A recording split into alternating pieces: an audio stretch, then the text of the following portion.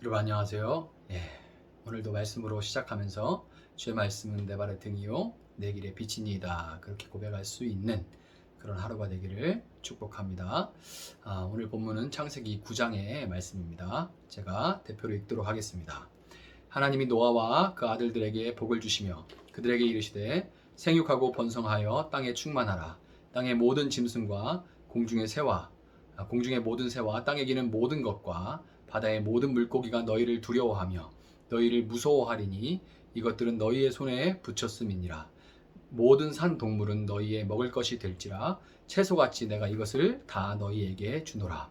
그러나 고기를 그 생명되는 핏째에 먹지 말 것이니라. 내가 반드시 너희의 피 곧 너희의 생명의 피를 찾으리니 짐승이면 그 짐승에게서 사람이나 사람의 형제면 그에게서 그의 생명을 찾으리라. 다른 사람의 피를 흘리면 그 사람의 피도 흘릴 것이니 이는 하나님이 자기 형상대로 사람을 지으셨음이니라. 너희는 생육하고 번성하여 땅에 가득하며 그 중에서 번성하라 하셨더라. 하나님이 노아와 그와 함께한 아들들에게 말씀하여 이르시되 내가 내 언약을 너희와 너희 후손과 너희와 함께한 모든 생물 곧 너희와 함께한 새와 가축과 땅의 모든 생물에게 세우리니 방주에서 나온 모든 것 곧 땅의 모든 짐승에게니라. 내가 너희와 언약을 세우리니 다시는 모든 생물을 홍수로 멸하지 아니할 것이라. 땅을 멸할 홍수가 다시 있지 아니하리라. 하나님이 이르시되 내가 나와 너희와 및 너희와 함께하는 모든 생물 사이에 대대로 영원히 세우는 언약의 증거는 이것이니라. 내가 내 무지개를 구름 속에 두었나니 이것이 나와 세상의 언약의 증거니라. 내가 구름으로 땅을 덮을 때에 무지개가 구름 속에 나타나면 내가 나와 너희와 및 육체를 가진 모든 생물 사이에 내 언약을 기억하리니 다시는 물이 모든 육체를 멸하는 홍수가 되지 아니할지라. 무지개가 구름 사이에 있으리니 내가 보고 나 하나님과 모든 육체를 가진 땅의 모든 생물 사이에 영원한 언약을 기억하리라. 하나님이 노아에게 또 이르시되 내가 나와 땅에 있는 모든 생물 사이에 세운 언약의 증거가 이것이라 하셨더라. 방주에서 나온 노아의 아들들은 셈과 함과 야벳이며 함은 가나안의 아버지라. 노아의 이 세 아들로부터 사람들이 온 땅에 퍼지니라. 노아가 농사를 시작하여 포도나무를 심었더니 포도주를 마시고 취하여 그 장막 안에서 벌거벗은지라. 가나안의 아버지 함이 그의 아버지의 하체를 보고 밖으로 나가서 그의 두 형제에게 알림해 셈과 야벳이 옷을 가져다가 자기들의 어깨에 메고 뒷걸음쳐 들어가서 그들의 아버지의 하체를 덮었으며 그들이 얼굴을 돌이키고 그들의 아버지의 하체를 보지 아니하였더라. 노아가 술이 깨어 그의 작은 아들이 자기에게 한 일을 알고 이에 이르되 가나안은 저주를 받아 그의 형제의 종들의 종이 되기를 원하노라 하고 또 이르되 셈의 하나님 여호와를 찬송하리로다. 가나안은 셈의 종이 되고 하나님이 야벳을 창대하게 하사 셈의 장막에 거하게 하시고 가나안은 그의 종이 되게 하시기를 원하노라 하였더라. 홍수 후에 노아가 350년을 살았고 그의 나이가 950세가 되어 죽었더라. 아멘. 자, 홍수를 통해서 죄로 가득했던 세상이 심판을 당했죠. 그렇지만 그럼에도 불구하고 죄의 결과는 여전히 홍수 이후의 세상에도 그 강력한 영향력을 떨치고 있었습니다.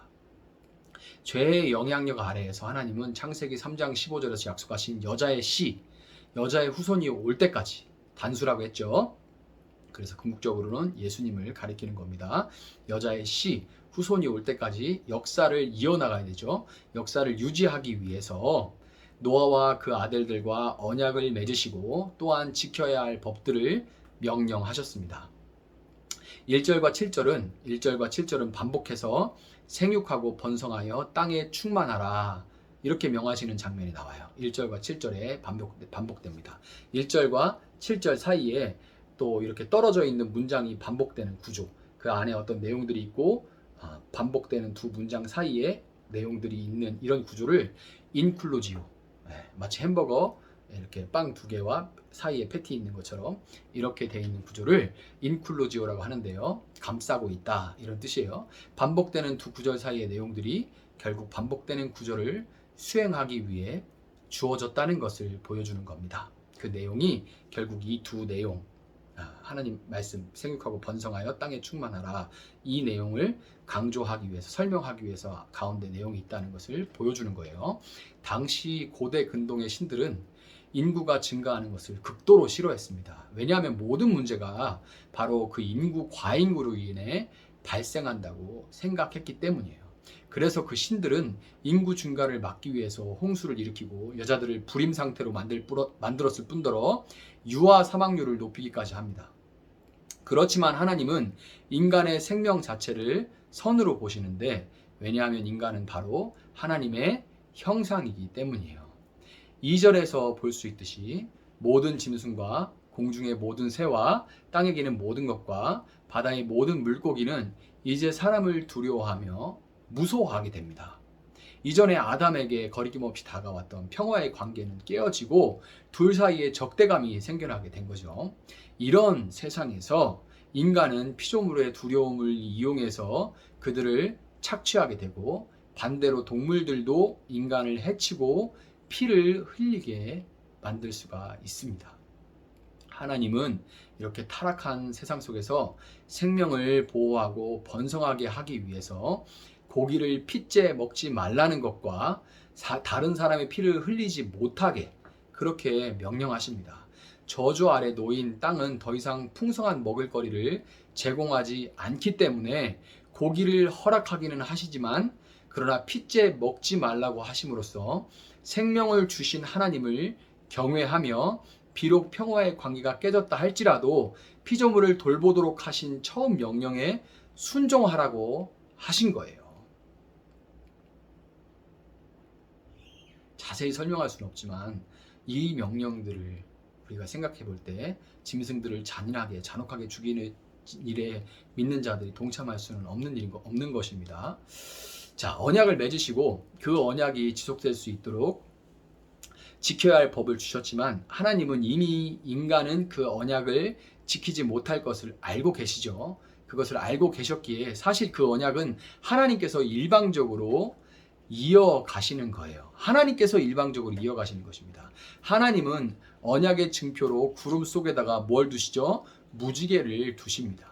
무지개는 원어로 캐셰트라고 하는데요. 캐셰트. 그런데 이 캐셰트는 무지개로 번역되기도 하지만 동시에 전쟁의 무기요 사냥 도구인 활이라는 의미도 가지고 있어요. 여러분, 무지개를 본 사람은 그 모양을 알고 있겠지만 무지개는 땅 쪽을 향해서 시위가 당겨져 있는 것이 아니라 하늘을 향해서 시위가 이렇게 당겨져 있죠. 하나님은 언약을 지킬 수 없는 인간을 위해 스스로 죽으시기로 이미 작정하셨고, 하나님의 그 작정이 바로 우리에게 증거가 되는 것입니다. 하나님의 작정대로 다시 범죄하기 시작하는 인간들을 위해 하나님이신 예수님이 이 땅에 사람으로 오셔서 십자가에 달려 죽으셨죠. 무지개가 하늘과 땅 사이에 떠 있는 것과 같이 예수님은 하늘과 땅 사이에서 십자가에 달려 하늘과 땅 사이에 결코 이어질 수 없는 그 간극을 메우고 이어주셨던 것입니다. 여자의 후손이신 예수님이 오셔서 하나님과 사람 사이, 사람과 사람 사이, 사람과 모든 피조물 사이의 관계를 회복하실 때까지 역사에는 계속해서 뱀의 후손과 여자의 후손에 속한 자들의 두 족보가 쭉 흘러가요. 가인과 셋의 족보가 그렇고, 노아의 아들들인 셈과 야벳, 그리고 함과 가나안의 족보가 그렇습니다. 노아는 농사를 시작해서 포도를 수확하고 포도주를 생산했습니다. 포도주는 적당히 마실 때는 기쁨을 줄 수 있지만 과음을 하면 도덕적 해이와 슬픔을 불러일으키게 되죠. 타락한 세상에서 노아로 대표되는 사람이 만들어가는 문화의 양상도 이와 정확히 같습니다. 사람은 창세기 1장 28절에서 하나님께 받은 이 문화 명령을 본성적으로 기억하고 문화를 만들어 가지만 그것은 항상 양날의 검과 같은 모습을 가지고 있죠. 기쁘려고 만든 것이 슬픔을 만들고 보호하려고 만든 것이 억울함과 원통함을 양산하기도 합니다. 의인이라고 평가받는 노아가 그랬듯이 이런 세상에서는 누구나 균형을 잃고 실수해서 의도치 않게 수치의 자리에 빠질 수가 있는 거예요. 그렇지만 이럴 때 뱀의 후손과 여자의 후손의 반응과 태도는 분명하게 드러나서 하나님의 언약이 성취되는 과정과 방법을 보여줍니다. 노아의 둘째 아들 함은 아버지의 수치를 정죄하고 들춰냈습니다. 22절에 그 형들에게 알림해 이렇게 되죠. 알림해. 이 알림해로 번역된 나가드라는 원어는 영어로 conspicuous라고 하는데요. 눈에 띄게 하다, 해프다 이런 뜻을 가지고 있는 거예요.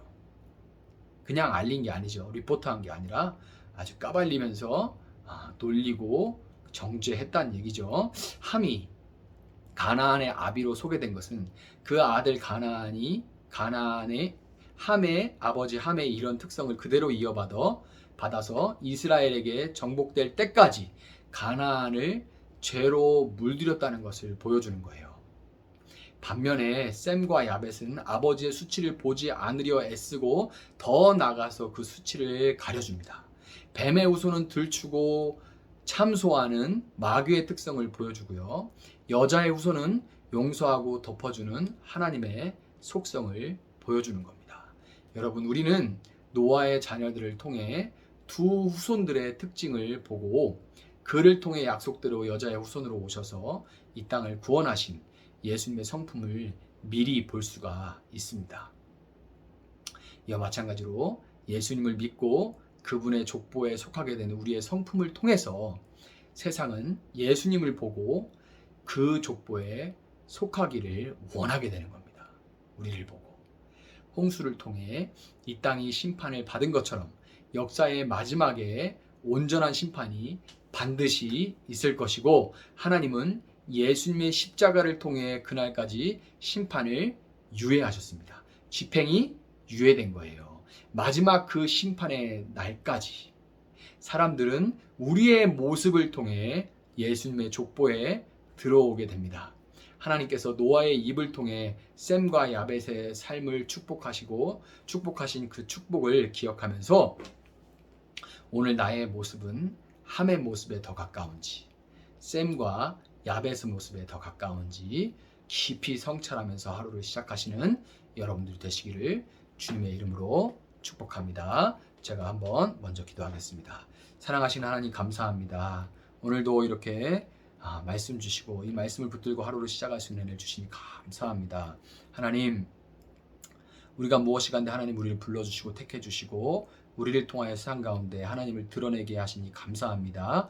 우리의 말과 행동이 하나님 정말 보이지 않는 하나님을 보여주게 하는 하나님께 속한 자들의 삶을 분명하게 보여줄 수 있게 하시고, 그 삶을 통해서 우리를 통하여서 하나님의 족보에 들어오고자 하는 자들이 늘어날 수 있도록, 그리고 그들도 우리와 동참하여서 하나님의 온전한 자녀가 되어 구원에 이를 수 있도록 하나님 우리를 사용하여 주시옵소서. 이 마음의 소원을 잃지 않게 하시고 주님과 교제하는 가운데 이 마음이 더욱더 불일 일어날 수 있도록 주님 도와주시고, 먹든지 마시든지 무엇을 하든지 오직 하나님의 영광을 위해 살아가는 오늘 하루 될 수 있도록 하나님 함께하여 주시며, 기도할 때에 하나님 기도하는 모든 시간 가운데 주님과 더 깊이 교제할 수 있는 귀한 우리 성도님 될 수 있도록 하나님 함께하여 주시옵소서. 감사하며 예수님의 이름으로 기도합니다.